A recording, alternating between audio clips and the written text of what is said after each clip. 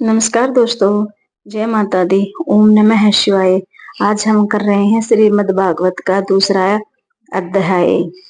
संजय बोले, इस प्रकार करुणा से व्याप्त और आंसुओं से पूर्ण तथा व्याकुल नेत्रों वाले शोक युक्त उस अर्जुन के प्रति भगवान मधुसूदन ने यह वचन कहा। श्री कृष्ण बोले, हे अर्जुन, तुम इस समय में यह मोह किस हेतु से प्राप्त हुआ है? क्योंकि न तो यह श्रेष्ठ पुरुषों द्वारा आचरित है, न ही स्वर्ग को देने वाला, न ही कीर्ति को देने वाला ही है। इसलिए हे अर्जुन, नपुंसकता को मत प्राप्त हो, तुझ में यह उचित नहीं जान पड़ती। हे परंतप, हृदय की तुच्छ दुर्बलता को त्याग कर युद्ध के लिए खड़े हो जाओ। अर्जुन बोले, हे मधुसूदन, मैं रणभूमि में किस प्रकार बाणों से विषम में है और द्रोणाचार्य के विरुद्ध लड़ूंगा, क्योंकि ये अरिसूदन, वे दोनों ही पूजनीय हैं। इसलिए इन महानुभाव गुरुजनों को न मारकर मैं इस लोक में भिक्षा का अन्न भी खाना कल्याणदायक समझता हूँ, क्योंकि गुरुजनों को मारकर भी इस लोक में रुधिर से सुने हुए अर्थ और कामरूप भोगों को ही भोगूंगा। हम यह भी नहीं जानते कि हमारे लिए युद्ध करना और न करना, इन दोनों में से कौन सा श्रेष्ठ है, अथवा यह भी नहीं जानते कि उन्हें हम जीतेंगे या हमको वे जीतेंगे। और जिनको मारकर हम जीतना भी नहीं चाहते, वे ही हमारे आत्मीय धृतराष्ट्र पुत्र हमारे मुकाबले में खड़े हैं। इसलिए कायरतारूप दोष से उपहत हुए स्वभाव वाला तथा धर्म के विषय में मोहचित हुआ मैं आपसे पूछता हूँ कि जो साधन निश्चित कल्याणकारक हो, वह मेरे लिए कहिए, क्योंकि मैं आपका शिष्य हूँ। इसलिए आपके शरण वे मुझको शिक्षा दीजिए, क्योंकि मैं भूमि में निष्कपट धन धान्य संपन्न राज्य और देवताओं के स्वामी पने को प्राप्त होकर भी मैं उन उपाय को नहीं देखता हूँ जो मेरी इंद्रियों के सुख देने वाले शोक को दूर कर सके। संजय बोले, हे राजन, निंद्रा को जीतने वाले अर्जुन अंतर्यामी श्री कृष्ण महाराज के प्रति इस प्रकार कहकर फिर श्री गोविंद भगवान ने युद्ध नहीं करूंगा यह स्पष्ट कहकर चुप हो गए। हे भरतवंशी धृतराष्ट्र, अंतर्यामी श्री कृष्ण महाराज दोनों सेनाओं के बीच में शोक करते हुए इस अर्जुन को हंसते हुए ये वचन बोले। श्री भगवान बोले, हे अर्जुन, तू न शोक करने योग्य मनुष्य के लिए शोक करता है और न पंडितों से वचनों को कहता हूँ, परंतु जिसके प्राण चले गए हैं उनके लिए और जिसके प्राण नहीं गए हैं उनके लिए भी पंडित जन शोक नहीं करते। न तो ऐसा ही है कि किसी काल में नहीं था, तू नहीं था, अथवा ये राजा लोग नहीं थे, और न ऐसा ही है कि इससे आगे हम सब नहीं होंगे। जैसे जीवात्मा की इस देह में बालकपन, जवानी और वृद्ध अवस्था होती है, वैसे ही अन्य शरीर की प्राप्ति होती है।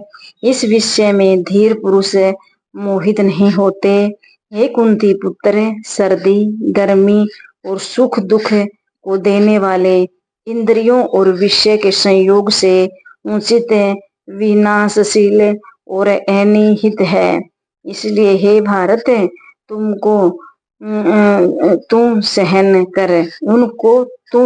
कर, क्योंकि हे पुरुष श्रेष्ठ, दुख सुख को सम्मान करने वाला जिस धीर पुरुष ने इंद्रियों और विषयों के संयोग से व्याकुल नहीं करते, वह मोक्ष के योग्य होता है।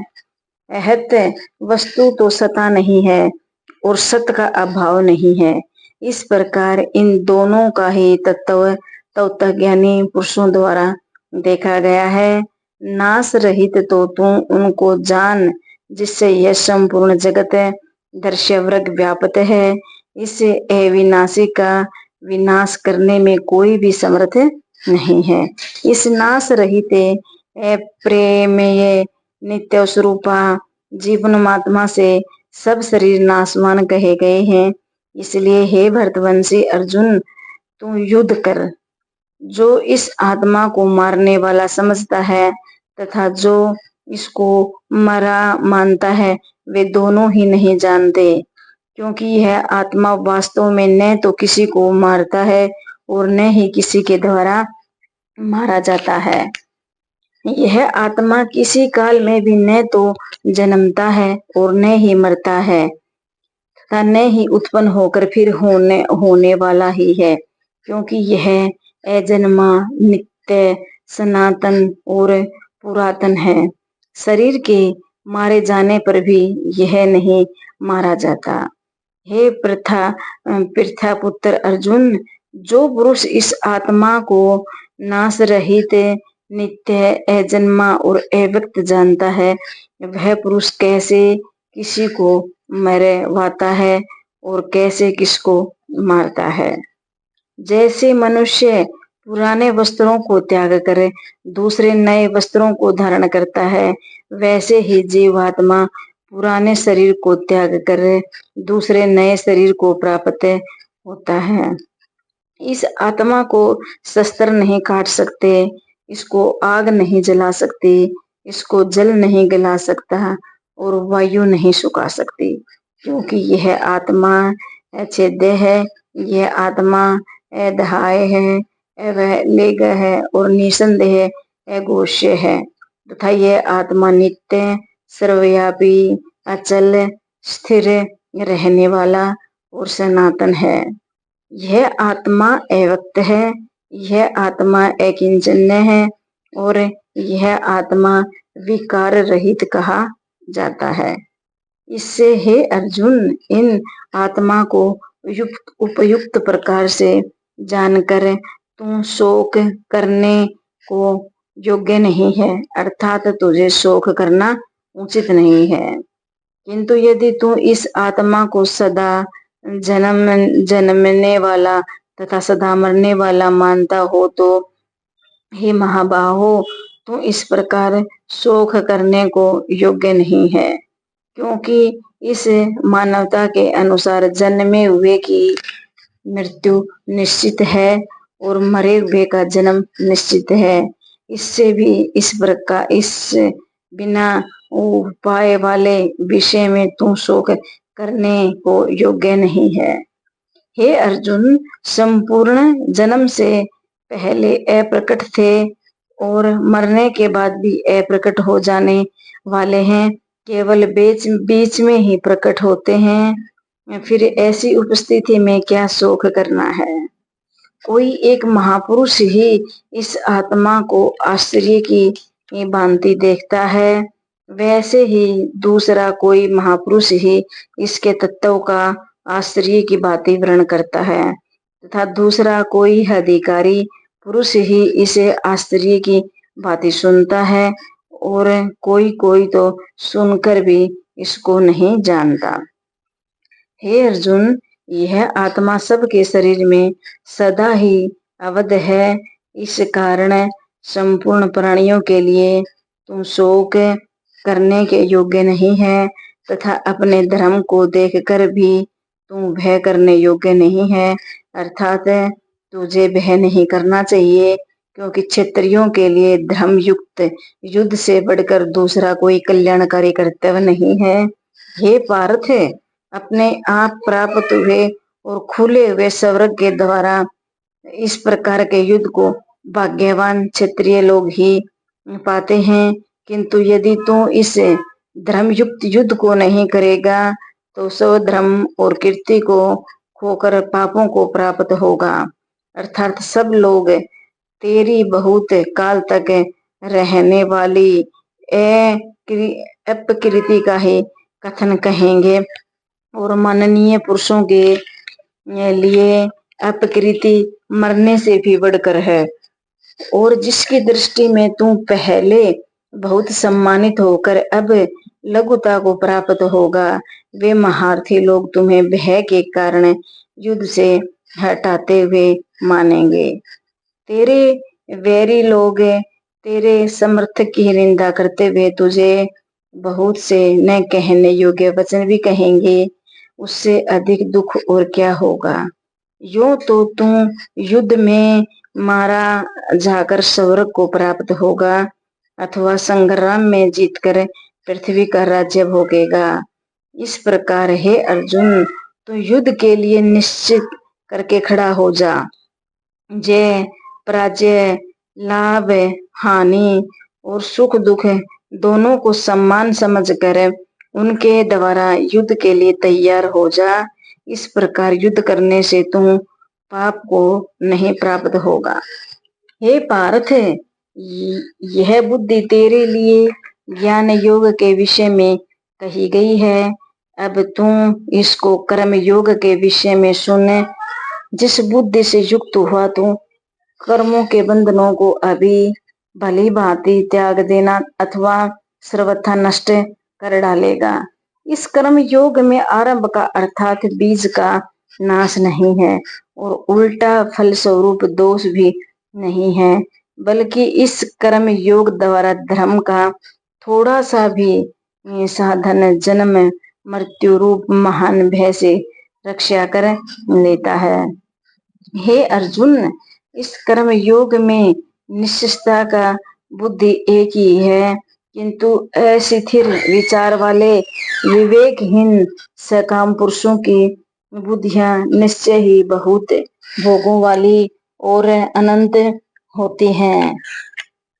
हे अर्जुन, जो भोगों में तन्मय हो रहे हैं, जो कर्म फल के प्रशंसक वेद वाक्यों में ही प्रीति रखते हैं, जिनकी बुद्धि में स्वर्ग ही परम पूज्य वस्तु है, जो स्वर्ग से बढ़कर किसी और वस्तु ही नहीं है, ऐसा कहने वाले हैं, वह अविवेकी ही जन इस प्रकार की जिस पुष्प रहित अथवा दिखाऊ शोभा युक्त वाणी को कहा करते हैं, जो कि जन्म रूप कर्म फल देने वाले तथा भोग तथा ऐश्वर्य की प्राप्ति के लिए नाना प्रकार की बहुत सी क्रियाओं का वर्णन करने वाले हैं। इस वाणी द्वारा जिनका चित्त हर लिया गया है, जो लोग भोग और ऐश्वर्य में अत्यंत आसक्त हैं, उन पुरुषों की परमात्मा में निश्चयति का वृद्धि नहीं होती है। हे अर्जुन, वेद उपयुक्त प्रकार से चारों गुणों के कार्य रूप समस्त भोगों एवं उनके साधनों का प्रतिपादन करने वाले हैं।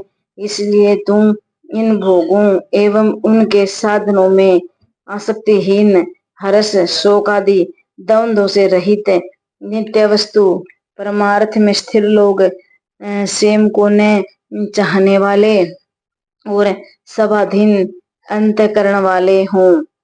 सब ओर से परिपूर्ण जलाशय के प्राप्त हो जाने पर छोटे जलाशयों में मनुष्य का जितना प्रयोजन रहता है, ब्रह्मा को तत्व से जानने वाला ब्राह्मण का समस्त वेदों में उतना ही प्रयोजन रह जाता है।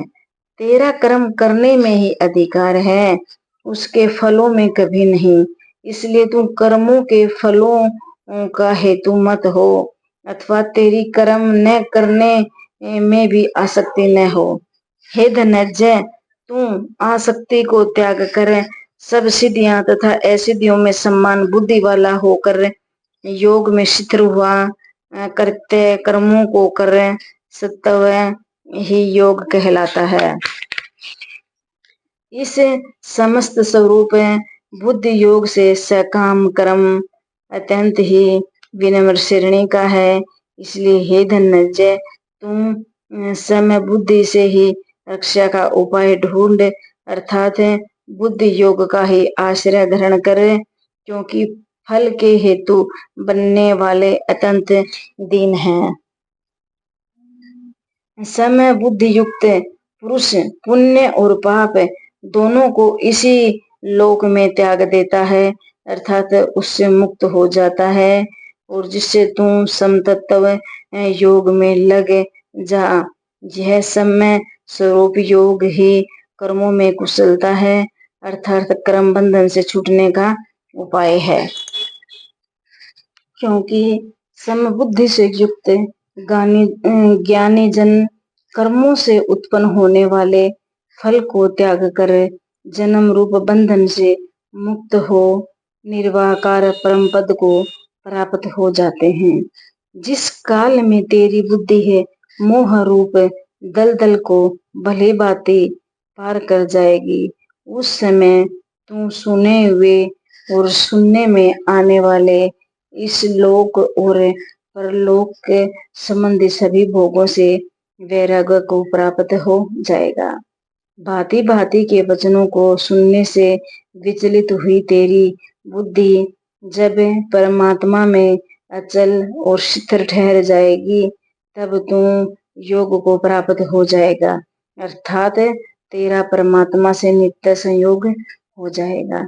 अर्जुन बोले, हे केशव, समाधि में स्थिर परमात्मा को प्राप्त हुआ स्थिर बुद्धि पुरुष का क्या लक्षण है? वह स्थिर बुद्धि पुरुष कैसे बोलता है, कैसे बैठता है और कैसे चलता है? श्री भगवान बोले, हे अर्जुन, जिस काल में वह पुरुष मन में स्थिर संपूर्ण कामनाओं को भली भांति त्याग देता है और आत्मा में ही संशयित रहता है, उस काल में वह स्थिर प्रज्ञ कहा जाता है। दूसरों को दुखों की प्राप्ति होने पर जिसके मन में उद्देश्य नहीं होता, सुखों की प्राप्ति होने में जो सर्वथा निस्पृह है तथा जिसके राग भय और क्रोध नष्ट हो जाते हैं, ऐसा मुनि स्थिर बुद्धि कहा जाता है। जो पुरुष सर्वत्र स्नेह रहित हुआ उस शुभ या अशुभ वस्तु को प्राप्त होकर न प्रसन्न होता है न द्वेष करता है, उसकी बुद्धि स्थिर है। और कछुआ सब ओर से अपने अंगों को जैसे समेट लेता है, वैसे ही जब वह पुरुष इंद्रियों के विषय में इंद्रियों को सब प्रकार से हटा लेता है, तब उसकी बुद्धि स्थिर है, ऐसा समझना चाहिए। इंद्रियों के द्वारा विषयों को ग्रहण न करने वाले पुरुष भी केवल विषय तो निवृत्त हो जाते हैं, परंतु उनमें रहने वाली आसक्ति निवृत्त नहीं होती। इस सर्वप्रज्ञ पुरुष की जो आसक्ति भी परमात्मा का साक्षात्कार करके निवृत्त हो जाती है। हे अर्जुन, आसक्ति का नाश न होने के कारण ये प्रथम स्वभाव वाली इंद्रियां यत्न करते हुए बुद्धिमान पुरुषों के मन को भी बलात् हर लेती हैं। इसलिए साधकों को चाहिए कि वह उन संपूर्ण इंद्रियों को वश में करके सम्मान हितचित हुए मेरे प्राण होकर ध्यान में बैठे, क्योंकि जिस पुरुष की इंद्रियां वश में होती हैं उसी की बुद्धि स्थिर हो जाती है। विषयों का चिंतन करने वाले पुरुष उन विषयों में आसक्त हो जाती है। आसक्ति से उन विषयों की कामना उत्पन्न होती है और कामनाओं में विघ्न पड़ने से क्रोध उत्पन्न होता है। क्रोध से अत्यंत मूढ़ भाव उत्पन्न हो जाता है। मूढ़ भाव से स्मृति भ्रमित हो जाती है। स्मृति में भ्रम हो जाने से बुद्धि तथा ज्ञान शक्ति का नाश हो जाता है और बुद्धि का नाश हो जाने से वह पुरुष अपनी स्थिति से गिर जाता है। परंतु अपने अधीन किए हुए अंतकरण वाला साधक अपने बस में ही हुई राग द्वेष से रहित इंद्रियों द्वारा विषयों में विचरण करता हुआ अंतकरण की प्रसन्नता को प्राप्त होता है। अंतकरण की प्रसन्नता होने पर उसके संपूर्ण दुखों का अभाव हो जाता है। इस प्रकार प्रसन्नचित कर्मयोगी बुद्धि शीघ्र ही सब ओर से हटाकर एक परमात्मा में ही भली भांति स्थिर हो जाती है। न जीते हुए मन और इंद्रियों वाले पुरुषों में निश्चयता की बुद्धि नहीं होती। और उस अव्यक्त मनुष्य के अंतःकरण में भावना भी नहीं होती। भावनाहीन मनुष्य को शांति नहीं मिलती और शांति रहित मनुष्य को सुख कैसे मिल सकता है। क्योंकि जैसे जल में चलने वाली नाव को वायु हर लेती है, वैसे ही विषयों में विचरती हुई इंद्रियों से ये मन जिन इंद्रियों के साथ रहता है, वह एक ही इंद्रियां इस युक्त पुरुष की बुद्धि को हर लेती हैं। इसलिए हे महाबाहो, जिस पुरुष की इंद्रियों के विषयों से सब प्रकार निग्रह ही हुई है, उसी की बुद्धि सुधर है। संपूर्ण प्राणियों के लिए जो या रात्रि के समान है, उस नित्य ज्ञान स्वरूप परमानंद की प्राप्ति में स्थिर प्रज्ञ योग जागता है। और जिस नाशवान शारीरिक सुख की प्राप्ति में सब प्राणी जागते हैं, परमात्मा के तत्वों को जानने वाले मुनि के लिए यह यात्री के समान है। जैसे नाना नदियों के जल सब ओर से परिपूर्ण अचल प्रतिष्ठा वाले समुद्रों में उसको विचलित न करते हुए भी समा जाते हैं, वैसे ही सब भोग जिस दृष्ट प्रज्ञ पुरुष में उसी प्रकार विकार उत्पन्न किए बिना ही समा जाते हैं। वही पुरुष परम शांति को प्राप्त होता है, भोगों को चाहने वाला नहीं। जो पुरुष संपूर्ण कामनाओं को त्याग कर ममता रहित, अहंकार रहित तथा सह प्रह रहित वह विचरता है, वही शांति को प्राप्त होता है, अर्थात वह शांति को प्राप्त होता है। हे अर्जुन, यह ब्रह्मा को प्राप्त हुआ पुरुष की स्थिति है। इसी को प्राप्त होकर योगी कभी मोहित नहीं होते और अंतकाल में भी इस ब्राह्मी स्थिति में होकर ब्रह्मानंद को प्राप्त होते हैं। दूसरा अध्याय समाप्त। धन्यवाद दोस्तों।